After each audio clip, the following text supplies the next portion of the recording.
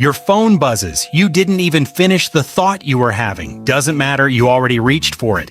That's not really a choice you made. Not fully, anyway. That's a system working exactly as designed. Today we're breaking down why notifications feel almost impossible to ignore, why your brain treats a tiny red dot like it's genuinely important information, and how an entire industry figured out how to make that happen on purpose.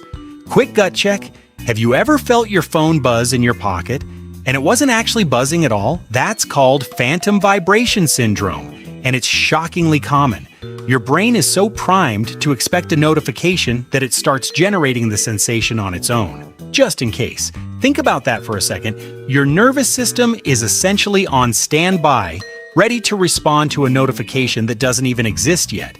That's not a coincidence. That's a habit loop so strong your body's anticipating it before your phone even does anything. Here's the part most people get slightly wrong. Dopamine isn't actually the pleasure chemical the way it gets talked about online.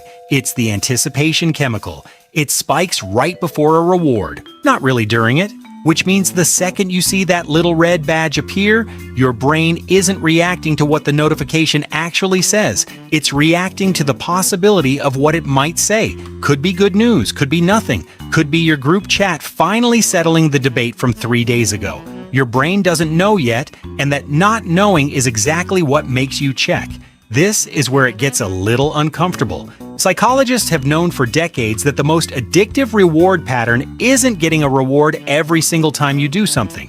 It's getting a reward sometimes, unpredictably. It's literally the exact mechanism behind slot machines.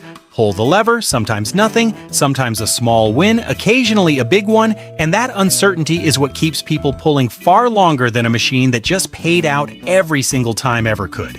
Your phone runs on almost the exact same structure. Sometimes a notification is genuinely exciting. Sometimes it's just a spam promotion. You don't know which one it'll be until you check. So you check, constantly. Not because you're weak-willed, because you're running headfirst into a reward system that was specifically refined, tested, and optimized to produce exactly this behavior. And to be clear, so this isn't some accidental side effect.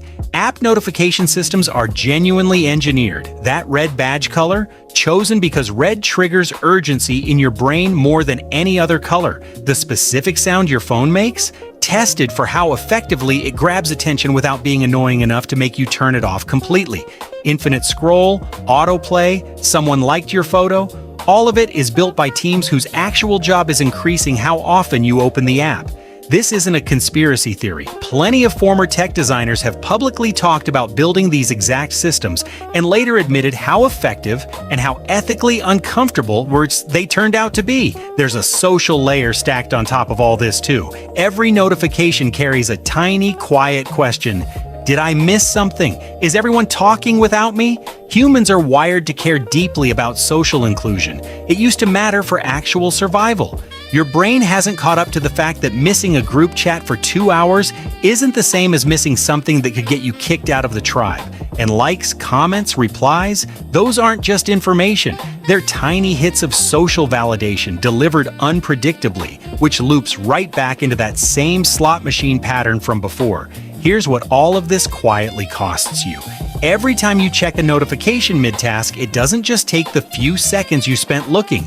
Research on task switching shows it can take several minutes to fully regain the focus you had before the interruption. So a single buzz isn't really a 5-second distraction, it's closer to a mini shutdown of whatever deep focus you'd built up. Which is a big part of why a 2-hour work session full of notifications can leave you feeling more drained than a 2-hour session with your phone in another room entirely, even if you got interrupted for less than a minute total. The good news, you don't need main character willpower to fix this. Small structural changes work far better than trying to just have more discipline.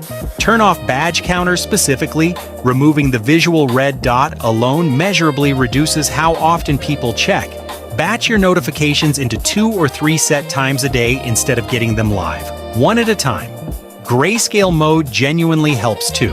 A lot of the pull comes from color psychology, and removing color makes apps noticeably less compelling. And the simplest one, physically move your phone to another room during focused work. Not silent, not face down, actually out of reach. Willpower loses to a buzzing phone on the desk far more often than it loses to one that's genuinely inconvenient to check.